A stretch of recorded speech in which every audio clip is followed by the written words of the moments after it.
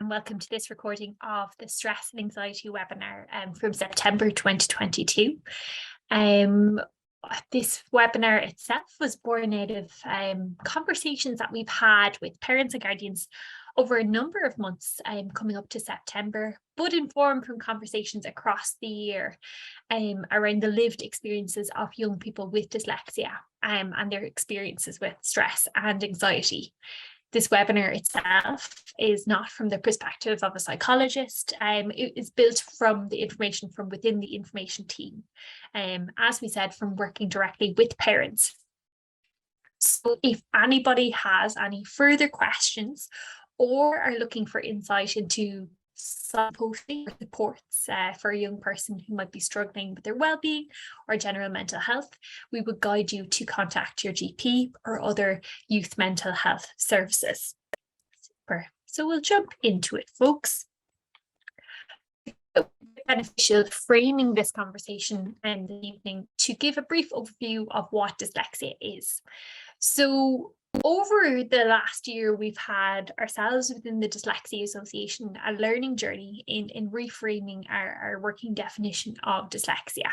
And this comes from very important conversations with our members within the team and looking at broader research and understandings around what underpins dyslexia itself. So in December of 2021, we reframed our working definition to be dyslexia is a learning difference that can cause difficulties within learning and work. It affects approximately 1 in 10, and it occurs on a spectrum, with some people mildly affected and others more severely. But we say with the right understanding, accommodations, people with dyslexia can achieve success in education, the workplace, and wider society.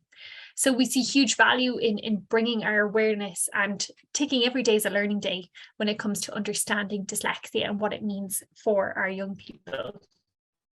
And it comes in partnership with our I suppose one of our favorite phrases of if you know one person with dyslexia, you know one person with dyslexia. And this reflects on our viewpoint that within dyslexia there's huge individual difference, and everybody's lived experience will be different. So with that, if say for example your young person may not be receiving a level of support within school that you know another young person is, that could be dependent on the level of need. And within that, there's great individual difference when it comes to areas of strength alongside areas by which a young person might need support. And it was really valuable to frame this as well at the start of today's conversation when we are looking at stress and anxiety, as this can vary from individual to individual and how a young person experiences stress and anxiety, where there will also be levels of commonality, of course. So what dyslexia means. For some, it means that there's a difficulty with reading fluency. For some, it means a reading can be hard to sound out words in their heads when trying to spell. It can be challenges with comprehension, so taking away the meaning behind reading, say, a paragraph of work. And for some, it might mean being forgetful or disorganized. So again, that falls into that space where there can be challenges around working memory. For some, it can be difficulty in organizing their thoughts and ideas on paper. And in other young people, oral language is much better than what your child can write. So again, seeing a discrepancy there as well. For some pupils or young people, they experience a difficulty with rote learnings. So spelling tests on a Friday can be a challenge, for example.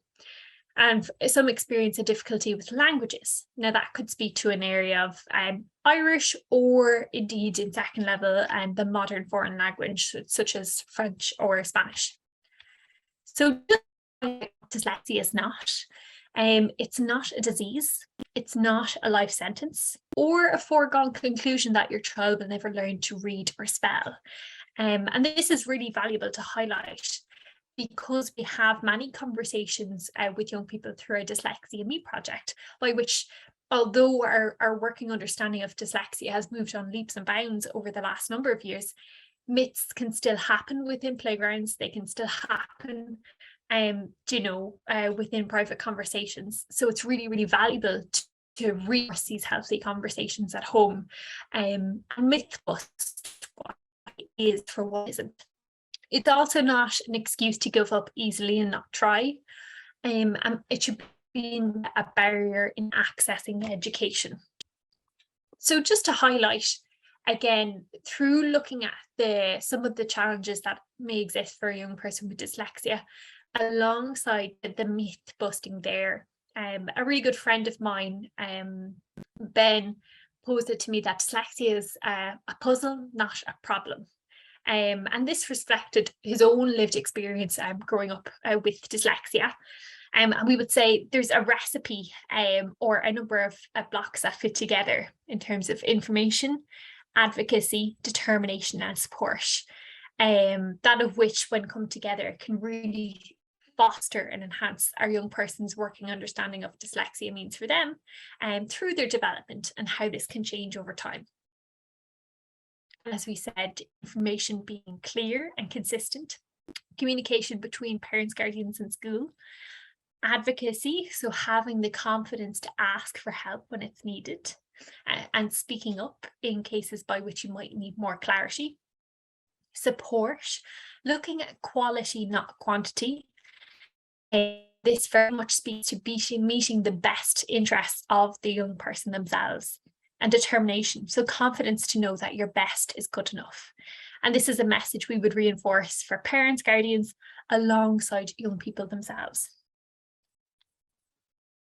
Super. So as we've reflected on our working understanding of what dyslexia is alongside what it isn't, and a reflection on how many elements come together to inform a young person's journey with dyslexia, we would also reflect that dyslexia reflects just one part of who a young person is. We know that there's many challenges and barriers that we'll discuss across this webinar that a young person may meet within education or understanding their literacy ability. But just to introduce that idea of stress, it's the body's physical response to the situation which they perceive to be a threat.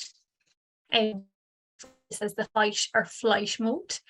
And negative events that may turn into positive ones after intervention. So it's often reflected that stress, a certain amount of stress, can be really helpful in knowing where priorities are to respond to certain needs that we might need to do on a day-to-day basis. And our body's response with the production of adrenaline, that causes the alert or alarm in our bodies. And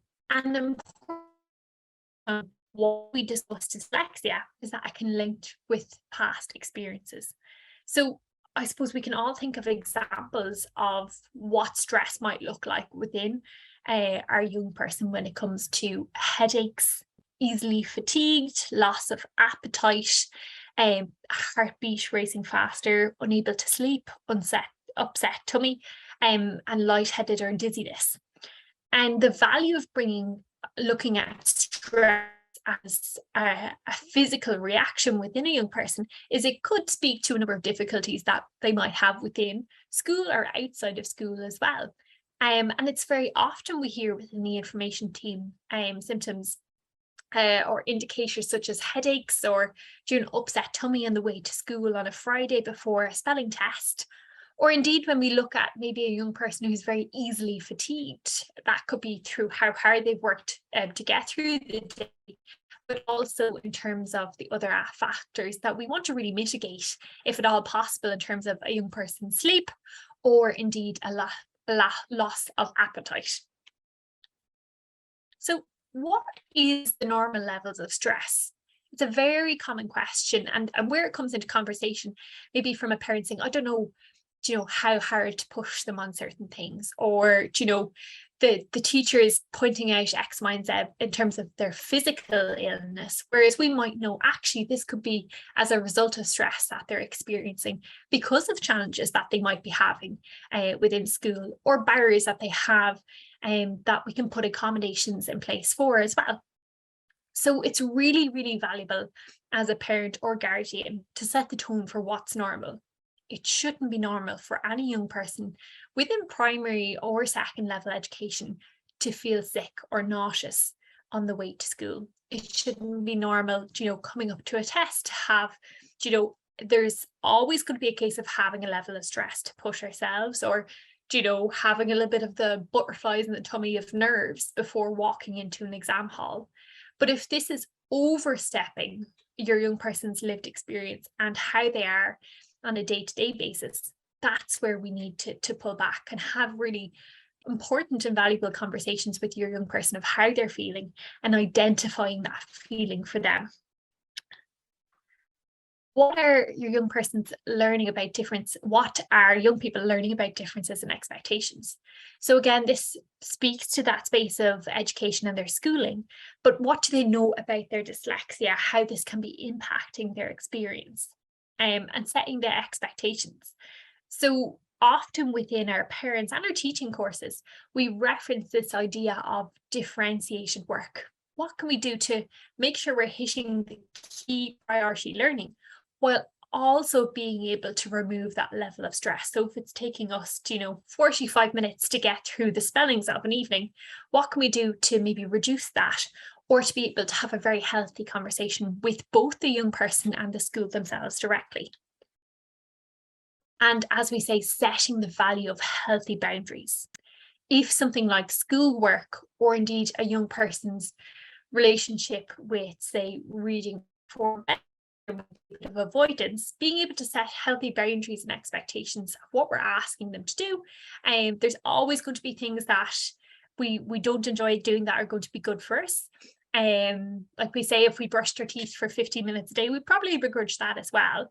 So it speaks to any young person who might be in receipt of support, doing any additional programs, or any bit of reading to be able to bring on their literacy skills as well. But with anything that's good for us, there's going to be healthy boundaries and healthy expectations that a young person has. Although we want to bring in everything that might be helpful in terms of maybe it's tutor support, maybe it's doing a bit of reading, maybe it's trip to the libraries, we're always mindful of their energy. And when we can see those indicators of stress, and when we see them, we want to reinforce that conversation and press pause.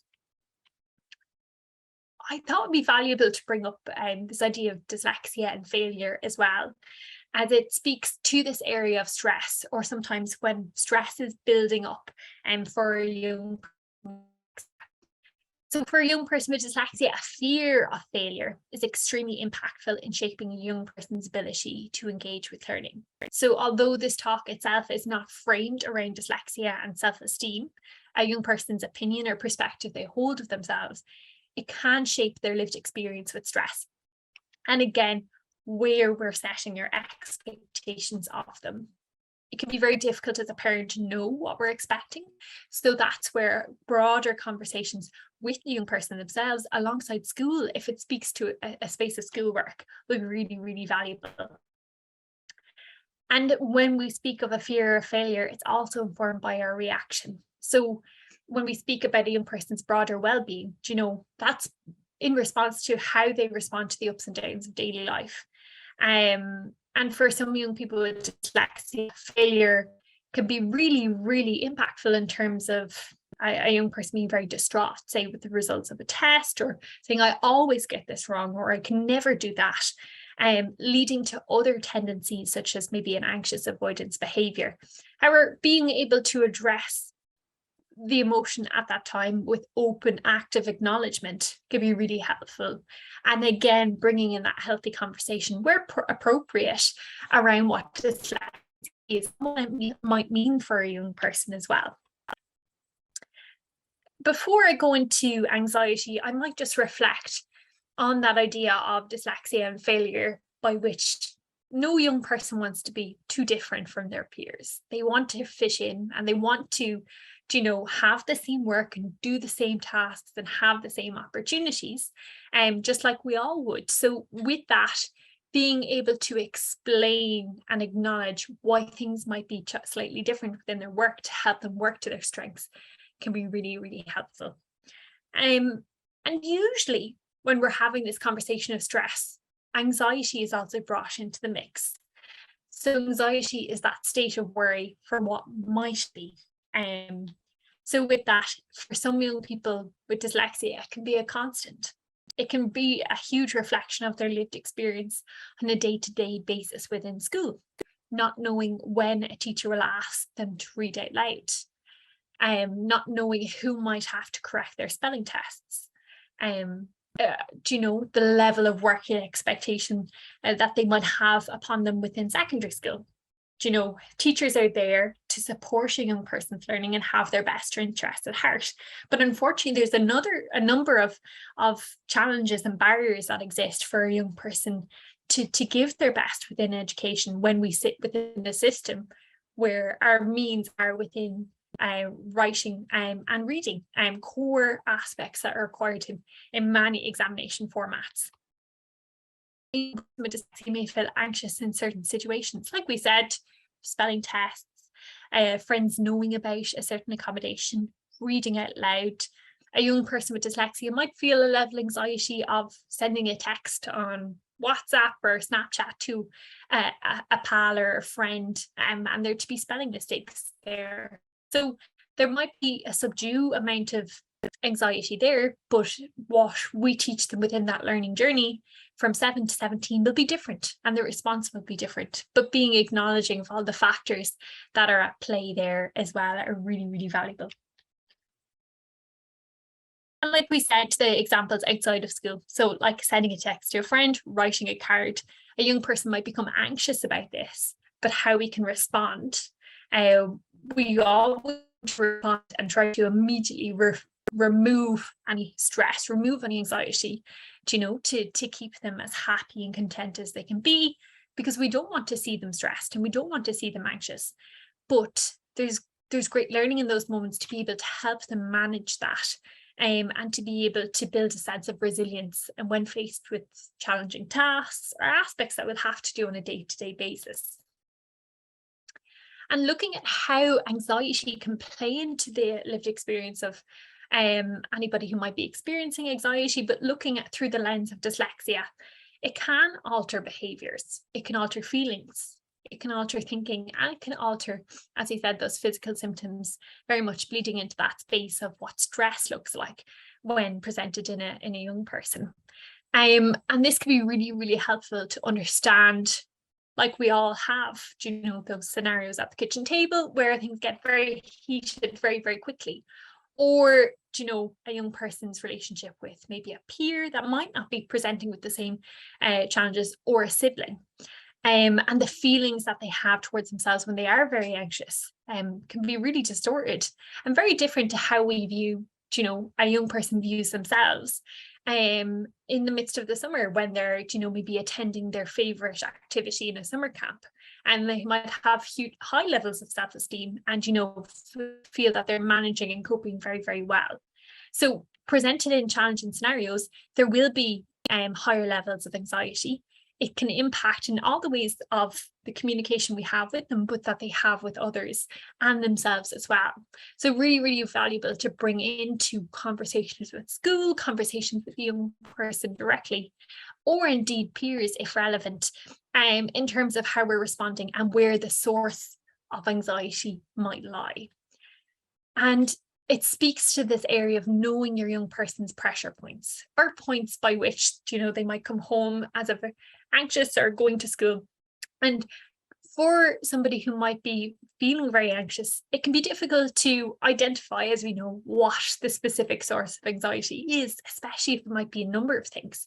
So being able to have a conversation led with the young person, say, is there anything, that you're a bit worried about today? And for it to be a non-judgmental space, even if we feel, we have plenty of work in there, or that, that their best is good enough, and they know that. And sometimes this level of reinforcement, or helping them find the language for the things that they might be stressed or anxious about, can be helpful.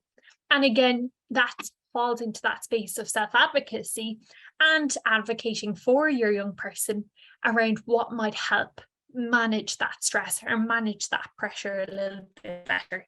Because what goes beyond, like we said, when it speaks to those physical symptoms, if that's ongoing, that's not going to be good for anybody's mental health or well-being. So what we can do to bring that language and reference points into the conversations with school to realign the priorities to their mental health and their well-being, and managing stress and anxiety. As I said, these will play into everyday lived experiences within school. For a young person with dyslexia, they can be particularly prominent. So what we can do is try to reaffirm and reference the lived experience of a young person with dyslexia. I brought in a wee snapshot from the CAMS group around the idea of what do we have control over. So again, if we have control over a scenario, a young person will be calmly calm. We can hydrate water, unsure, nervous, scared of control, and out of control. And again, what can your young person do within these scenarios? And I won't read through all of these. There's some brilliant resources online that we can stick up as posters at home or within the classroom. They already exist in a number of spaces that your young person will go into. But knowing how we're going to tap into those resources and supports when we do need a bit of help. So what do we do if we're a bit unsure about how to approach a project with school? Sitting there and fighting with how to start the approach might not be as helpful as going outside, getting some fresh air, and then reaffirming a bit of positive self-talk and switching up the conversation sometimes within that, changing the task at hand. We're never going to win if we're super stressed or anxious, and a young person won't learn in an environment where they are stressed and they are nervous. So it's really, really valuable to bring in those helpful tactics and resources that my young person will know to do going forward. It's a life skill, and it's an up and down journey as well. It's not to say that we're perfect all the time at managing our stress and managing our anxiety, but we know what works for us. Like that, a nervous young person might change the location, and other ways of scared of losing control, the body tightening because progressive muscle relaxation, sigh to become fully present in the moment. Again, the breath can be really, really helpful. So we take a breath, we take emotion. We always bring that into our conversations anyway with a young person. But again, whatever speaks to your young person, their specific needs is the most valuable.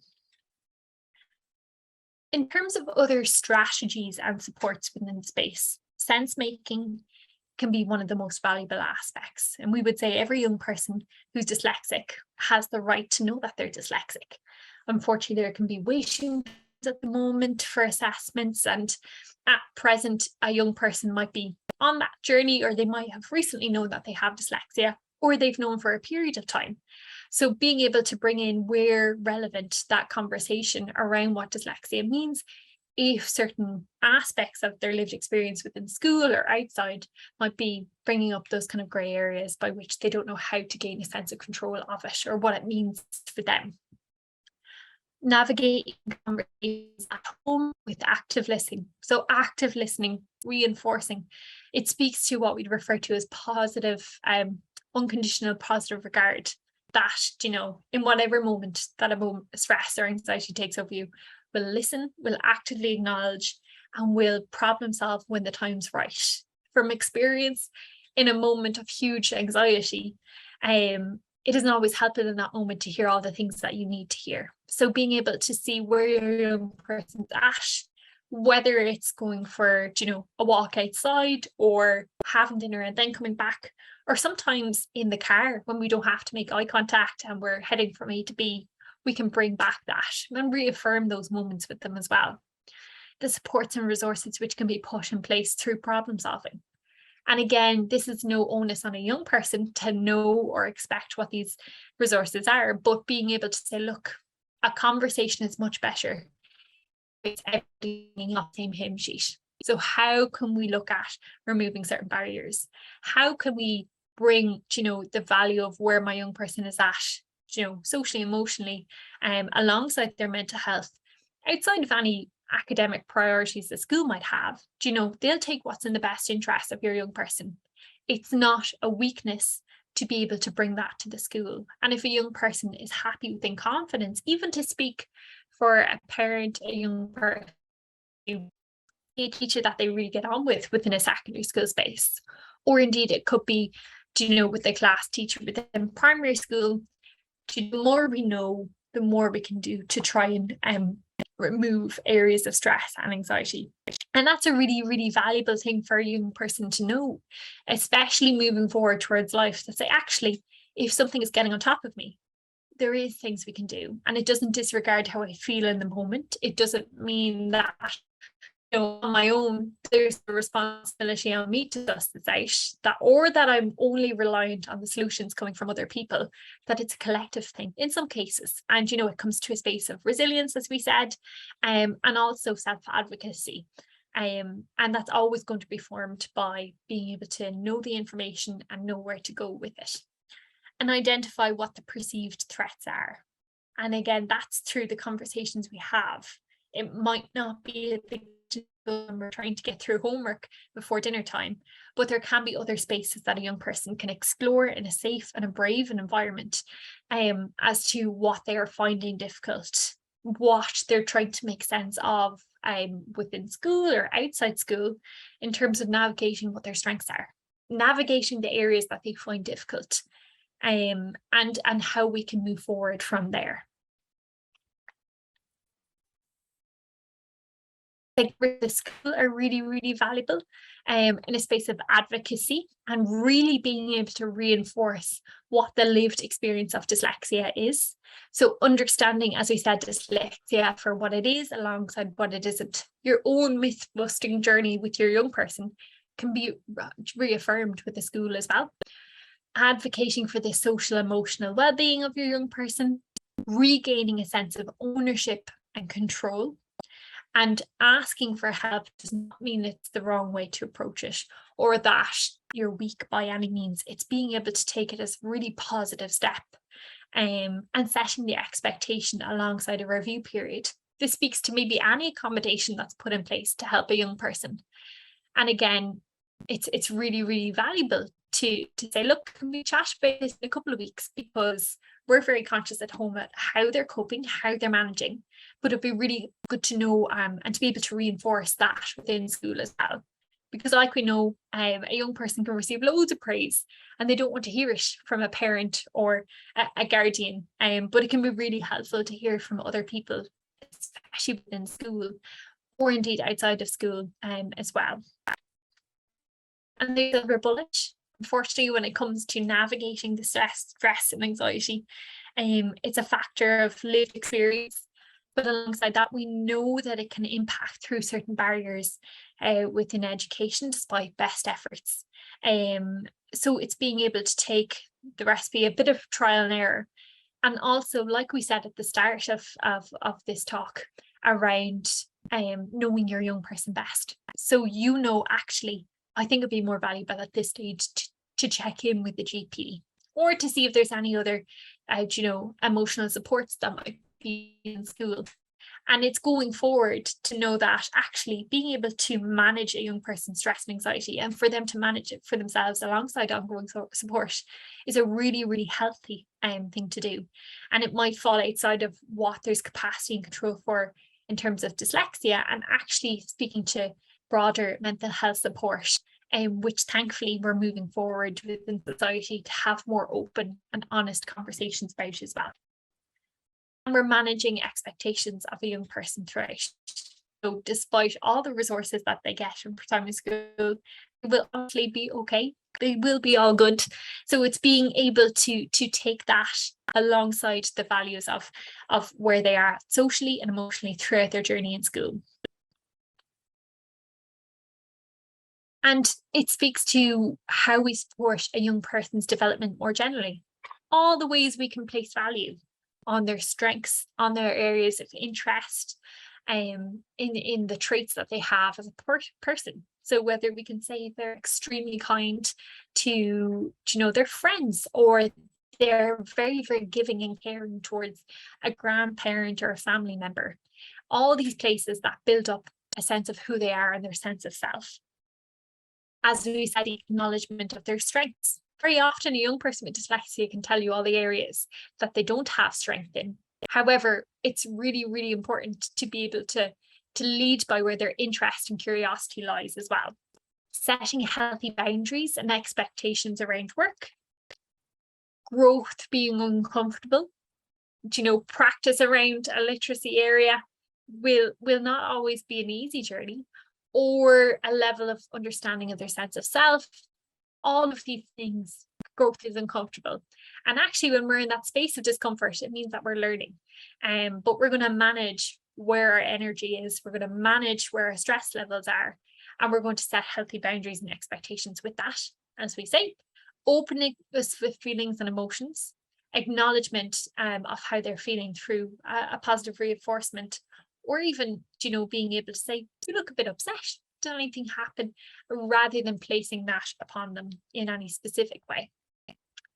Strengths-based approach. So for some young people with dyslexia, it makes them more determined and self-motivated.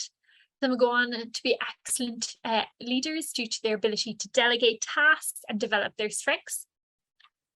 Some may have an ability to problem solve in a way that's unique and different to their peers, helping them to think in a creative and a unique way. And some children become more self-aware and better able to learn and assimilate information. We can never underestimate the value of that self-awareness, because it's a huge skill that can inform how they move forward within college, further education, the workplace, you name it, in terms of the relationships that they have with other people. And the learning journey around dyslexia. So what we're very, very conscious of is the risk of toxic positivity. So of the language from working with young people with dyslexia, they don't always see dyslexia to be their superpower. And being able to take the good alongside the areas that they actually might not enjoy as much can be really, really reaffirming to their experience. That open, active acknowledgement. What dyslexia means, as we said, to a 7-year-old can be very different to a 17. Between 7 to 9, there might be a huge leap in what they might want support around, what they might ask for help for, and what they might absolutely not want help with at all. So really, really important to know that changes with time as well. Understanding a sense of one's difficulties. So again, being able to name it, saying, actually, I'm not very good at listening and being able to write down at the same time.